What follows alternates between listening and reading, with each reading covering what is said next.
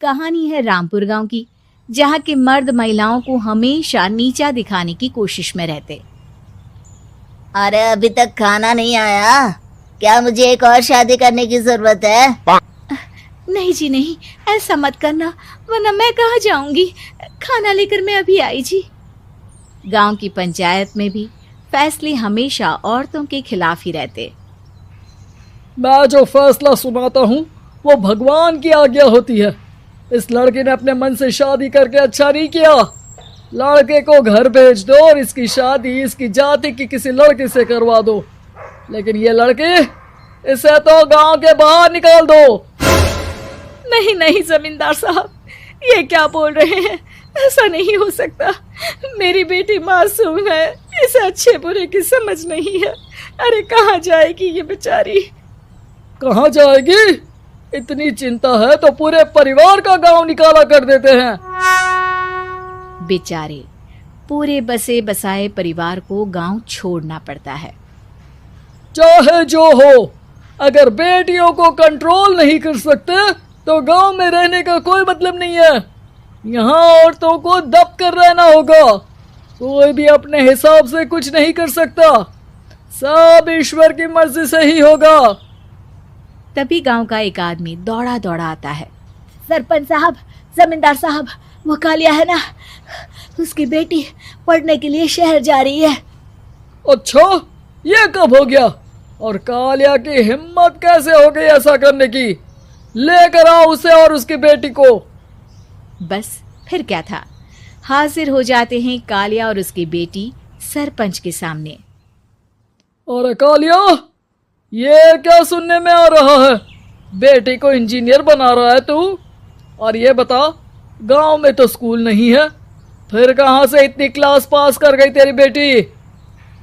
राधा, जो कि कालिया की बेटी है, उसे लगता है कि सरपंच उसकी तारीफ कर रहे हैं। सरपंच जी, मैंने ऑनलाइन पढ़ाई की है, डिस्टेंस लर्निंग से। सभी में मैंने अच्छे नंबर पाए हैं, जिसे देखते हुए शहर की इंजीनियरिंग कॉलेज में मुझे स्कॉलरशिप मिली है। वाह जी वाह, क्या होती है ये? पहले तो ये बताओ, फिर आगे की बात करते हैं। पूरा गांव राधा की बात सुन रहा था और राधा बोलती जा रही थी। तो ऐसे मैं फ्री में एक अच्छी शिक्षा लेकर गांव में जो कुछ परेशानियां हैं, जैसे बिजली, पानी और इंटरनेट जैसी समस्याओं के लिए काम करूंगी। मैं गांव को शहर से जोड़ने के लिए पुल का निर्माण करवाने का प्रस्ताव रखूंगी। मुझे पूरी उम्मीद है कि जल्द ही हमारा गांव भी तरक्की की राह पर चल पड़ेगा। राधा की बात सुनकर सारे गांव वाले ताली बजाने लगते हैं। सरपंच को समझ नहीं आता कि वो क्या करे। चुप रह नादान लड़की, गांव के खिलाफ जाने के लिए तुझे गांव से बेदखल कर दिया जाएगा, वो भी पूरे परिवार के साथ। और हाँ, अगर ठीक से गांव में रहना चाहती है तो ये पढ़ाई लिखाई छोड़ दे। हम तेरे लिए गांव का कोई होनहार लड़का देखेंगे। तभी गांव का एक आदमी बोल पड़ता है। अरे नहीं नहीं सरपंच जी, राधा बिटिया जो बता रही है, अगर वैसा हो जाए तो हम लोगों को पैसा कमाने के लिए बाहर नहीं जाना पड़ेगा। हाँ जी, और ना ही कोसों दूर पानी के लिए भटकना पड़ेगा। हमारे बच्चे भी अच्छी पढ़ाई कर सकेंगे और आगे बढ़ेंगे, ना कि हमारी तरह खेती करते बैठेंगे। क्यों गांव वालों, राधा बिटिया का साथ देना चाहिए ना। सरपंच देखता है कि गांव राधा के साथ है तो वो चुप हो जाता है। वो घर आकर अपने सलाहकार से बात करता है, जो बहुत ही चालाक किस्म का इंसान होता है। अरे सरपंच साहब, आपको बहुत ही होशियारी से काम लेना पड़ेगा। एक बार गांव तरक्की कर गया, यहाँ के बालक पढ़ लिए तो कोई ना पूछेगा आपको। और फिर ये जो बेटा और बेटी है ना आपके, इनको भी आम लोगों की तरह ही जीवन जीना होगा। हाँ, लेकिन करे तो क्या करे? वो ना आप मुझ पर छोड़ दीजिए, बस मैं जैसा बोलूं करते जाइए।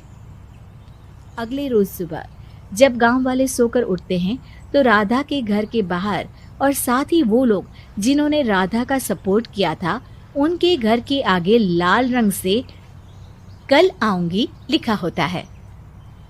कल आऊंगी, यह क्या होता है? अरे यह तो खून से लिखा है, लगता है कोई भूत प्रेत या चुड़ैल का साया है। चलो सरपंच जी के पास चलते हैं। सभी सरपंच के पास जाकर उसे सारी बात बताते हैं।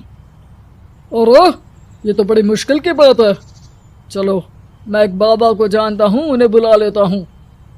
सरपंच बाबा को लेकर गांव के घर के बाहर जाता है। ओहो, तो ये वो चुड़ैल है जो उन लोगों को निशाना बनाते हैं जो गांव को बदलने का सपना देखते हैं।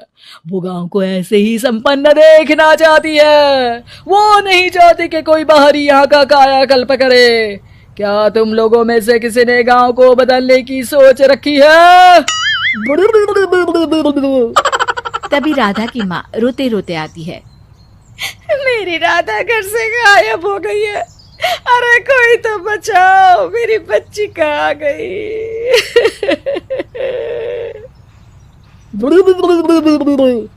ले गई वो चुड़ैल, तेरी बच्ची को ले गई।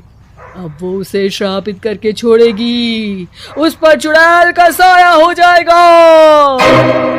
तभी बुरी सी हालत में राधा भी वहां आ जाती है। उसके बाल चुड़ैल की तरह फैले होते हैं और कपड़ों में खून लगा होता है। सभी राधा को देखकर डर जाते हैं। माँ, पता नहीं मुझे कौन उठा कर ले गया था। अरे दूर दूर हो जा चुड़ैल, अब हम लोग इस गांव में नहीं रुकेंगे। अरे कैसे बातें कर रहे हैं आप?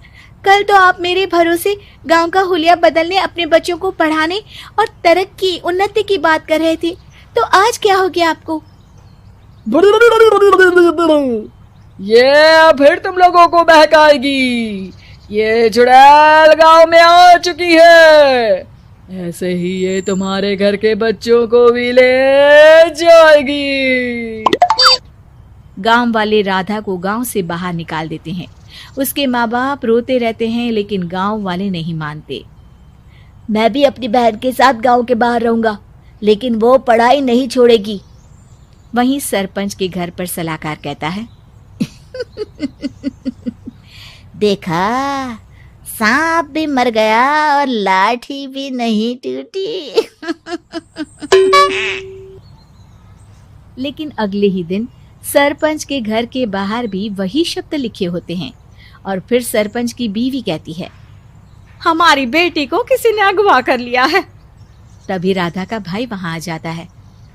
अरे गांव वालों, मैंने सरपंच जी की बेटी को देखा था। वो चुड़ैल उसे उठाकर ले जा रही थी। अरे क्या मजाक कर रहे हो? नहीं नहीं सरपंच जी, आप नहीं जानते। वो चुड़ैल अब आपकी बेटी में आ जाएगी, जैसे राधा के अंदर आ गई थी। तभी सरपंच की बेटी वैसी ही हालत में वहां आती है जैसे राधा आई थी। पापा, पता नहीं कैसे मैं गायब हो गई थी। चुड़ैल, इसके अंदर भी चुड़ैल का साया है, मारो इसे। अरे नहीं नहीं, इसे भी राधा के पास गांव के बाहर ही भेज दो। अरे चुप रहो, मेरी बेटी कहीं नहीं जाएगी और चुड़ैल बुड़ैल कुछ नहीं होता है। अरे कैसे बात कर रहे हो सरपंच जी? आप तो बोल रहे थे कि आपका फैसला भगवान का ज्ञान होता है, तो अपने पर बात आई तो अब आप ऐसे बोल रहे हैं। अरे ना ना ना, आपको अपनी बेटी को त्यागना ही होगा। अरे बुलाओ बाबा को। राधा का भाई बाबा को ले आता है, जिसे अब गांव वालों के डर के कारण सच बोलना पड़ता है।